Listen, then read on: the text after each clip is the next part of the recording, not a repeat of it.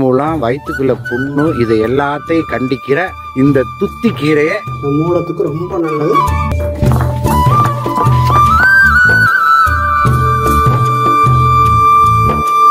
இப்ப நம்ம வீட்டு மரப்படி மசாலா ஐட்டம்லாம் நல்லா வறுத்து சுத்தமா நம்ம வீட்டுக்கு எப்படி செய்வோம் அதே மாதிரி நாங்க செஞ்சு எல்லாருக்கும் கொடுத்துட்டு இருக்கிறோம். நம்மளே வீட்டுல கெமிக்கல் எதுவுமே இல்லாம இயற்கையான ஒரு சோப்பு, ரெடிமேட் இட்லி மாவு. Without idli, there is no chutney.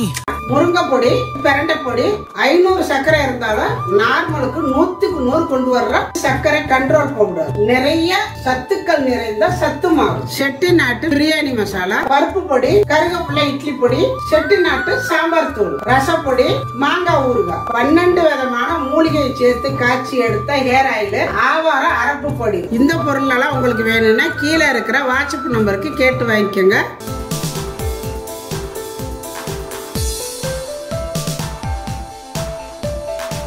எல்லாருக்கும் வணக்கம். இன்னைக்கு நம்ம எங்க வந்திருக்கிறோம்னா எங்க வயலுக்கு தான் வந்திருக்கிறோம். எங்க வயல்ல வந்து நிறைய மருத்துவ குணம் உள்ள ரெசிபி நிறைய இருக்குதுங்க. இங்க அதாவது அந்த காலத்துல எல்லாம் டாக்டர்கிட்டே போகாம இந்த ஒரு மருத்துவ பொருளை வச்சு எல்லாமே, அதாவது குழந்தை பிறக்கிறதுல இருந்து புண்ணு, இது வயிறு வலி, வாய் வலி, எதுக்கா இருந்தாலுமே இங்க எல்லா மருந்தும் இருக்குது. ஆனா இப்ப இருக்கிறவங்க இதெல்லாம் மறந்துட்டு நம்ம லைட்டா ஏதாவது ஒரு வயிறு வலிக்குது, வாய் வலிக்குதுன்னா உடனே டாக்டர்கிட்ட போயிடுறோம். இதெல்லாம் யாரும் கண்டுக்கிறது இல்லை. அவ்வளோ ஒரு அருமையான மருத்துவ குணம் உள்ள ரெசிபி எல்லாம் இங்க இருக்குது. அந்த காலத்துல இதை சாப்பிட்டு தான் எல்லாமே குணமாகி வந்திருக்கிறாங்க. இன்னைக்கு வந்து அதுல ஒரு வகையான துத்தி தலை, இதை வச்சு நிறைய நம்ம வந்து மருத்துவ குணம் சொல்லிக்கிட்டே போகலாம். மெயினா வந்து மூலத்துக்கு ரொம்ப நல்லதுங்க. இப்ப இருக்கிறவங்க நிறைய பேருக்கு வந்து மூலத்தால ரொம்ப கஷ்டப்படுறாங்க. நிறைய பேர் கேட்டுக்கிட்டே இருக்கிறாங்க. என்கிட்டையும் கூட அந்த மூலத்துக்கு என்ன பண்றது சொல்லுங்க சொல்லுங்க சொல்லுங்கன்னு நிறைய கேட்டுருக்குறாங்க. நானும் நிறைய ரெசிபி சொல்லி இருக்கிறேன். இன்னைக்கு அதையே வந்து நம்மகிட்ட நேராவே கேட்குறாங்க. அதையே வந்து நம்ம வந்து இதை அது என்ன தலை தெரியலை அப்படிங்கிறாங்க. அதனால இன்னைக்கு அந்த தலையை வச்சு நம்ம வந்து ஒரு வீடியோ போடுவோம். எல்லாரும் பார்க்கட்டும், எல்லாரும் பலன் அடையட்டும் இதை சாப்பிட்டு அப்படின்ட்டு தான் இன்னைக்கு வந்திருக்கிற வயலுக்கு. இன்னைக்கு இந்த துத்தி தலையை வச்சு நான் வந்து சட்னி அரைச்சு சாப்பிட போறேன். இதே மூளைக்காரவங்களா இருந்தா அவங்க என்ன செய்யணும் அப்படின்னா, இதை வந்து சட்னி அரைச்சு சாப்பிடலாம், கூட்டா வச்சு சாப்பிடலாம், பொரியல் பண்ணி சாப்பிடலாம். இதை வந்து வேக வச்சு அதனுடைய சாறை எடுத்து தேங்காய் பால், பனங்கள் கட்டு கலந்து சாப்பிடலாம். இதை சின்ன வெங்காயம் இதுவும் சேர்த்து அரைச்சு நல்லெண்ணெயில வதக்கி இந்த கீரையை மட்டுமே வதக்கி அப்படியே சாப்பிட்டா மூலத்துக்கு நல்லா இருக்கும். வெளியே போகாதவர்களுக்கு நல்ல சீரணமாகி வெளியே போகும். இது ரொம்ப நல்ல வலுவழுப்பு நிறைஞ்ச கீரை. பசுமாட்டு பாலில் எடுத்த மோர்ல கலக்கி டெய்லி காலையில சாப்பிடுங்க. அந்த மாதிரி சாப்பிடலாம். இந்த மாதிரி ஏகப்பட்டது நம்ம எப்படி வேணாலும் செஞ்சு சாப்பிடலாம். ஆனா இது வந்து ஒரு மாசத்துக்கு நீங்க சாப்பிட்டுக்கிட்டே வந்தீங்கன்னா எப்படியாப்பட்ட மூலமா இருந்தாலும் சரியாயிரும். வெளி மூலம், உள் மூலம், ரத்த மூலம், வயிற்றுக்குள்ள புண்ணு இதை எல்லாத்தையும் கண்டிக்கிற இந்த துத்தி கீரையை ராஜாமணி அவர்கள் புடுங்கி ஒவ்வொரு ஐட்டமா செஞ்சு காட்டுவாங்க. புடுங்கி நம்ம இன்னைக்கு துவையில தான் அரைக்க போறோம். துத்தி இலை 2-3 சைஸ் இருக்கு. காய் பாருங்க இது மாதிரி இருக்கு. இதுதான் துத்தி இலை. பாருங்க பூ வந்து விரிஞ்சா இந்த மாதிரி நல்லா மஞ்சள் கலர்ல வரும். இலை இந்த மாதிரி இருக்கணும். முக்கம் பாருங்க, இதுதான் இந்த இலை, இதனுடைய இலை இப்படிதான் இருக்கும். இப்போ நம்ம இந்த இலையில வந்து பூச்சி இல்லாத தலையா பறிச்சுக்கணும். நல்லா கொழுந்து தலையா பறிச்சுக்கோங்க, அதுதான் நல்லா இருக்கும். பாருங்க இப்போ நம்ம வந்து நல்லா பறிச்சு கொண்டுட்டு வந்துட்டேன். இதை வந்து தண்ணிக்குள்ள போட்டு நல்லா கழுவிட்டு வச்சுட்டேன். நைட்டே நான் சாயந்தரம் பறிச்சுட்டு வந்து நைட்டே கழுவி வச்சுட்டேன். இப்போ இந்த அளவுக்கு இருக்குது. கண்டிப்பாக நல்லெண்ணெய் ஊற்றி தான் இதை வதக்கணும். நல்லெண்ணெய் ஊற்றிக்கோங்க. உங்களுக்கு எந்த அளவுக்கு சின்ன வெங்காயம் தேவையோ போட்டுக்கலாம்.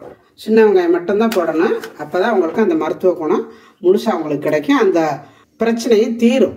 நம்ம என்ன பிரச்சனைக்காக செய்கிறோமோ அது தீரணும்னா கண்டிப்பாக இந்த சின்ன வெங்காயம் தான் சேர்த்துக்கணும். பூண்டு இந்த அளவுக்கு சீரகம் இதை சேர்த்து ஓரளவு இந்த சின்ன வெங்காயம் ரொம்ப சிவக்கெல்லாம் வதக்கக்கூடாது. ஓரளவு தான் வதக்கணும். இது மருந்துக்குங்கிறதுனால இது ரொம்ப வதக்கிறாதீங்க. ஓரளவு வதக்கணும். அதனுடைய தன்மையை வந்து இதில் வெந்துடக்கூடாது. லைட்டாக வதங்கினா போதும். இது வதங்கட்டும். அந்த மூளை பிரச்சனை நம்மளுக்கு சரியாகணும்னா கண்டிப்பாக சின்ன வெங்காயம் சேர்த்துக்கணும், பூண்டு சேர்க்கணும், சீரகம் சேர்க்கணும். ரொம்ப வதங்கிடக்கூடாது. இந்த வெங்காயம் லைட்டாக வதங்கினாலும் சும்மா சின்னதாக 2-3 வரமிளகா சேர்த்துருக்குறேன் காரத்துக்காக. ரொம்ப காரம் இருக்கக்கூடாது. இதில் வந்து நான் வந்து இது காரமே இருக்காது, அதனால 3 சேர்த்துருக்குறேன். காரமான மிளகாய் இருந்தால் 1 மட்டும் சேர்த்துக்கோங்க. இப்போ இந்த அளவுக்கு தான் வதங்கணும். இதுக்கு மேலே வதக்கக்கூடாது. இப்போ இதை எடுத்துடலாம். இந்த மாதிரி இதை அள்ளி வச்சுக்கோங்க. இப்போ நம்ம இதை கழுவி வச்சுருக்குறோம். வெங்காயம் வதக்கணும். அதே பேனில் இது போட்டு வதக்கிக்கோங்க. நல்லெண்ணெய் கொஞ்சம் ஊற்றிக்கோங்க. நல்லெண்ணெய், விளக்கெண்ணெய் இல்லை நெய் எது வேணாலும் ஊற்றிக்கோங்க. ஊற்றிட்டு இதை வந்து நல்லா ஓரளவு அந்த கீரையெல்லாம் லைட்டாக மசிஞ்சாலே போதும். அவ்வளவுதான். இப்போ நான் வந்து அடுப்பு ஆஃப் பண்ணிவிட்டு இதை ஆற வச்சு அம்மியில் வச்சு அரைச்சிக்கலாம். இப்போ நம்ம வதக்கினதை ஆறிடுச்சு, அரைச்சிக்கலாம். ஃபஸ்ட்டு நம்ம வந்து இந்த தலையெல்லாம் வச்சு அரைச்சிக்கலாம்.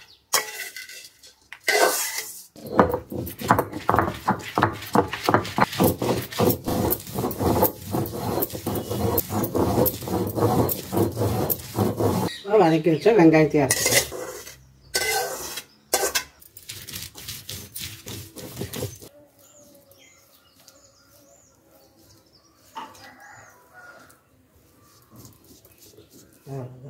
இப்போ நல்லா அரைச்சி எடுத்துகிட்டு வந்தாச்சு. இதை வந்து இப்படி இந்த அளவு எடுத்து சூடான சாதத்தில் போட்டு நீங்கள் பிசைஞ்சு சாப்பிட்டு பாருங்கள். அவ்வளோ நல்லாயிருக்கும். இது வந்து நல்லா இருக்குது நல்லா இல்லை அப்படிங்கிறது ஒரு பக்கம் இருக்கட்டும். ஆனால் கண்டிப்பாக இந்த மூலத்துக்கு ரொம்ப நல்லது. இந்த மாதிரி தான் செஞ்சு சாப்பிடணும்.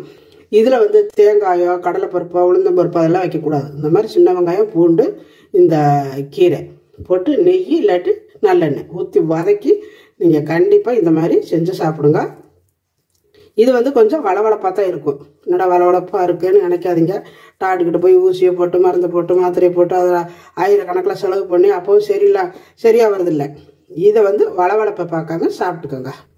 வேறு எதுவுமே இருக்காது, கசப்பெல்லாம் இருக்காது. இந்த மாதிரி நீங்கள் பிணைஞ்சு செம்மையாக இருக்குமே. வெண்டைக்காய் சாப்பிட்டா எப்படி இருக்குமோ அப்படி தாங்க இருக்கும்.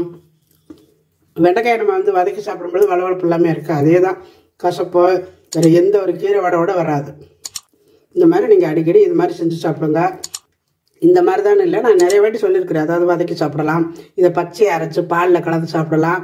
இதே மாதிரி வதக்கிட்டு மிளகா மட்டும் இல்லாமல் கீரையை மட்டும் வதக்கி அரைச்சி அந்த மோரில் கலக்கி சாப்பிடலாம். பொரியல் சாப்பிடலாம், பொரியல் பண்ணி சாப்பிடலாம், கூட்டு வச்சு சாப்பிடலாம், பச்சையாக சாப்பிடலாம். எப்படி வேணாலும் நீங்கள் சாப்பிடலாம். இந்த மூலத்துக்கு ரொம்ப நல்லது. கண்டிப்பாக நீங்களும் இதே மாதிரி செஞ்சு பாருங்கள். செஞ்சு பார்த்துட்டு உங்களுக்கு எப்படி வந்துச்சு அப்படிங்கிறத எனக்கு கமெண்டில் சொல்லுங்கள். இந்த வீடியோ பிடிச்சிருந்தா லைக் பண்ணுங்கள், ஷேர் பண்ணுங்கள். செட்டிநாடு சமையலுக்கு சப்ஸ்கிரைப் பண்ணுங்கள். நன்றி. வாழ்க வளமுடன்.